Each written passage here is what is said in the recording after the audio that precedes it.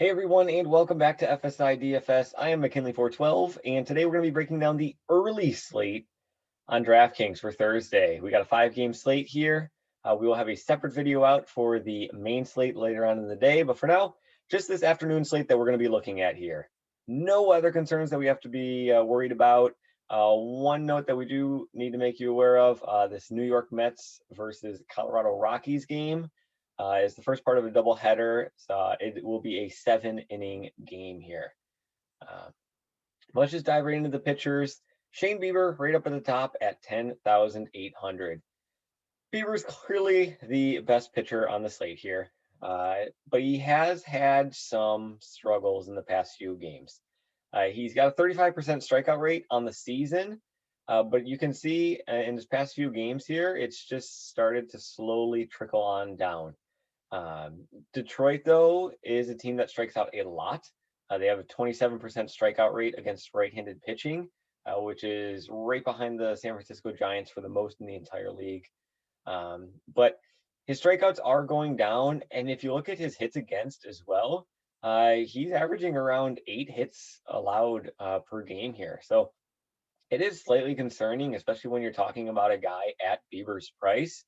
But comparatively to everybody else on the slate, and given the matchup, I still think you got to feel pretty comfortable with him being your number one on the slate. Right below him, Marcus Stroman for the Mets here, 9.9K.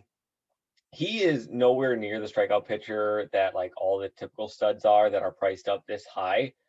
So I do have some pause with him being 9.9K. He only has a 20% strikeout rate, which is right around what his career average is. But he did shut this Colorado Rockies team down earlier on in the season.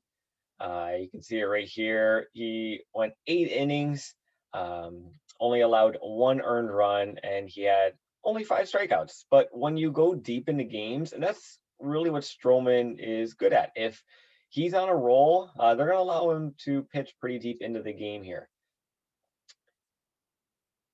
He's got a solid floor. He's got a great matchup going against Colorado. It is a 7-inning game, though. So he might only get 6 innings, and if they're ahead, maybe they bring in the closer. I doubt he's going to get all 7 innings here. So at 9.9K, I want a pitcher who's going to be guaranteed, or not guaranteed. I want a pitcher who has a greater than a 20% strikeout rate, and maybe somebody who can go 7, possibly 8 innings. Maybe it's far-fetched, but at 10K, not a fan. Just because there's another play farther down that I think is going to be super chalky. Pablo Lopez, 23% strikeout rate going against a Philly team that does strike out a lot. They strike out 26% of the time against right-handed pitching. He hasn't been incredible. He hasn't been terrible, but he hasn't been incredible at all. You know, he's got a decent floor here, but his ceiling isn't going to be like lights out amazing. So I think he's in a fine matchup here. I think he's a decent floor play. Do I think 9.4 is a little high for him? Absolutely. But I still think he's got solid floor, especially going against this Philly team here. Hauser gets a lot of his DFS points from his strikeouts. You can kind of see he has a 1.40 whip. He allows a lot of hits. He's going to be walking quite a few guys here, as you can see. And really, those really strong DFS games that he has that are really worth an 8.7K salary, he's got to chuck up double-digit strikeouts here. You can see, even with 7 strikeouts, he's just north of 20 points, which at 8.7K, it's all right. I mean, you're looking for 20 to 21 points for a guy at 8.7. It's kind of like what you're looking for. But he's going up against San Diego, who does not strike out at all. They strike out the second least amount in the entire league. So they're kind of taking that away from him. So for Hauser here, I'm seeing the game more in like the teens for him. I don't think he's going to get completely blown up. I don't think he's going to completely shut them down. So I'm expecting that like 13 to 16 kind of point game for Hauser here, which not nearly enough for me to be interested in his salary. Obviously, there's a lot of GPP plays here to be made with Hauser, and his strikeout upside, with Lopez and a strikeout upside, Stroman going deep into games. But I think cash pitchers are going to be pretty obvious here once we get through. Anderson, he's been allowing a lot of home runs recently. Boyd going up against Cleveland, you can pretty much write off him getting like a win bonus going up against BIEBER. The Cleveland offense isn't great. But Boyd, not too exciting here. I'm not going to play him in cash at all. Neither should you. The guy you do want to play for cash actually isn't on DK right here, right now. It says it's Senzatella pitching in this first game. Everywhere else that I've seen says it's just going to be a rematch of the pitchers from tonight, or I recorded these the night before. The game that got postponed on Wednesday, and that was a matchup between Stroman and Herman Marquez. So Marquez is 6.8K. On the slate on Wednesday, the one that had, I can't remember how many games were on it, but he was a chalk play. Everybody on the industry was on him. He is just priced way too cheap. He's been going 6 or more innings in his past 3 starts. His strikeouts are way up. And he's going up against essentially a minor league team. These Mets bats are banged up beyond belief. So he's essentially going up against a minor league team. He's on a great run of form here, and he's getting outside of course. So at 6.8K, I think he's going to be clearly the most popular SP2 option. BIEBER is going to be the most popular SP1 option. And given his nice low salary point, I think BIEBER Marquez is going to be your 1-2 pitcher in over half the cash lineups that you'll see in like double ups and such. So BIEBER Marquez going to be your cash options there. Everybody else, nothing too exciting. There's issues with a lot of them, but they're also not like gas can pitchers at all either, right? They can throw up some nice games. Hendricks has had some nice games recently. You can kind of see here, over half of Hendricks starts this season, he has over 20 DK points. 7.2, it's pretty enticing. He had a home run issue earlier on in the season that seems to be squared away here, but he's still allowing 9 or so hits against per game, which is scary. So if Pittsburgh is able to hit 1 or 2 home runs here, there's going to be guys on base more than likely. So you can kind of see his game going south pretty quickly. So that kind of recaps the pitchers there. So let's look into the bats. I think their number one option, at least the one option that I'm going for here, is the Chicago bats going up against Tyler Anderson. Anderson has allowed 5 home runs in his past 2 games. He's got really shaky form here. I think this is the 3rd time he's faced this Cubs team. Yeah, this is the 3rd time he's faced this Cubs team. 15 DK points, 10 DK points, and 27. So not too bad. But I think these Chicago righties should be a very popular play here tonight. So Chicago righties, the guys I'm talking about are Contreras, Bryant, and Baez. I think those are the 3 that are going to be the ones that you want to be targeting when you are stacking Chicago here. Now, they are very pricey. You can kind of see their salaries on the screen here. So it's going to be kind of tough to mix them in with a great, solid cash lineup.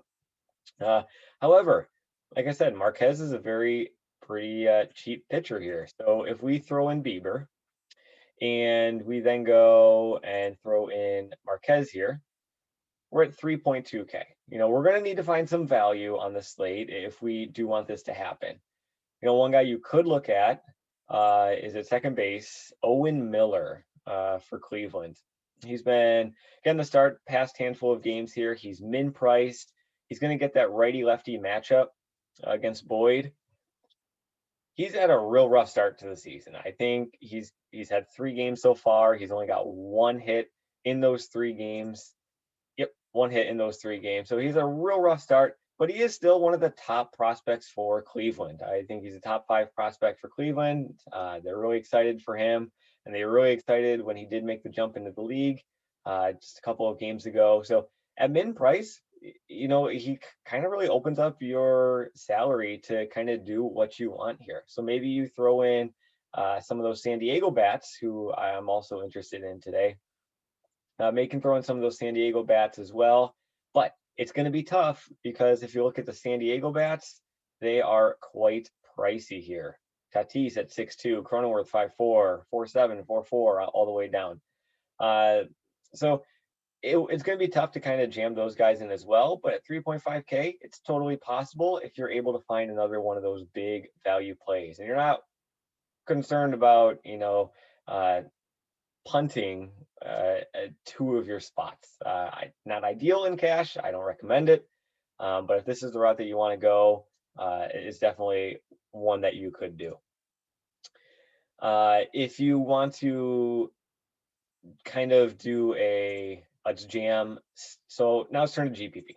If you want to do jam in the stud pitchers, or not stud pitchers, but the high price pitchers, you know, you're going to go BIEBER, and maybe you go STROMAN. You're hoping for him to kind of go nearly all 7 innings. Maybe he has a good strikeout game against Colorado, and he's able to get you like 27 points. 3.6K remaining for your bats. It's going to be tough to kind of put in those Chicago bats that I was talking about, who are all priced in the mid 5s. It's going to be tough to put in a lot of the San Diego bats, who are priced over 6K or in the mid 5s as well. But one thing I do think is intriguing for GPPs is Pittsburgh. They're going up against Hendricks here, and we looked at the Hendricks game logs earlier. While he hasn't been allowing the home runs that he has to start the season, he's still allowing close to 9 hits against per game. So teams are still getting on base against him. Pittsburgh, they have a couple speedy guys who can steal some bases as well, and they're cheap. So I think if you do want to go with this expensive pitcher route for GPPs, you could throw in some Pittsburgh guys, especially the Pittsburgh lefties. You know, Frazier's hitting close to 340 this season. Reynolds is close to 300. Polanco at 2.3. He's got that lefty-righty matchup that we like. And that puts you at close to 3.9 remaining for your remaining bats. So, I mean, it's definitely possible if you want to do a small Pittsburgh stack here, along with your stud pitchers. That's another route you could go. And if you want to go the other way in GPP and absolutely overload the bats, talking about the bats from Chicago and San Diego, if you throw in guys like Contreras, we'll throw in Hosmer, Cronenworth, lefty righty. I don't know about third base. We'll go Baez here, and Bryant, Profar. Maybe I'm going a little too far here. I mean, you're looking. It's going to be dicey. You throw in Marquez, super cheap for pitcher. Where is he? Oh, there he is. 4.1. You really can't do much of anything and be really excited about it.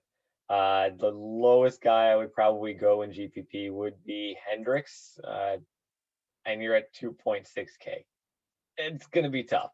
It's going to be tough. If you go any higher than that, there's no chance that you're going to get in a guy like Lopez in there. No, impossible. So it's going to be tricky absolutely loading up the bats, or with like 6 of them, or at least these big bats here. But maybe you take out Cronenworth and you put in that Owen Miller at min price, kind of hoping that, you know, his prospect status finally comes through and he hits a home run, or even at his price, you know, he hits a double, an RBI double or something. That will pay off. So you do that. Now you're able to throw in a guy like Hendricks. And yeah, and you got 4.3 remaining. So it's going to be a lot easier for you. Let's just see what happens if you throw in BIEBER. 2.5, not so much, but it's there. It's possible. So that kind of recaps or covers everything going on this slate. BIEBER, clearly your top option for pitcher. Stroman, 7-inning game. I don't know how deep he's going to go into games. At his price tag, it's a little steep just because he's not a great strikeout pitcher. Everybody else is just kind of there. Marquez for Colorado, he's not on the screen right now, but everywhere else that I'm looking at, he's pitching game 1. So he should get the start. So BIEBER, Marquez, I think it's going to be your ultimate chalky cash build. I like the Chicago bats for cash, San Diego as well, if you're able to squeeze them in. For GPP, I'm looking at Pittsburgh. I'm also looking at Miami as well. Miami, I'm not too fond of their price points.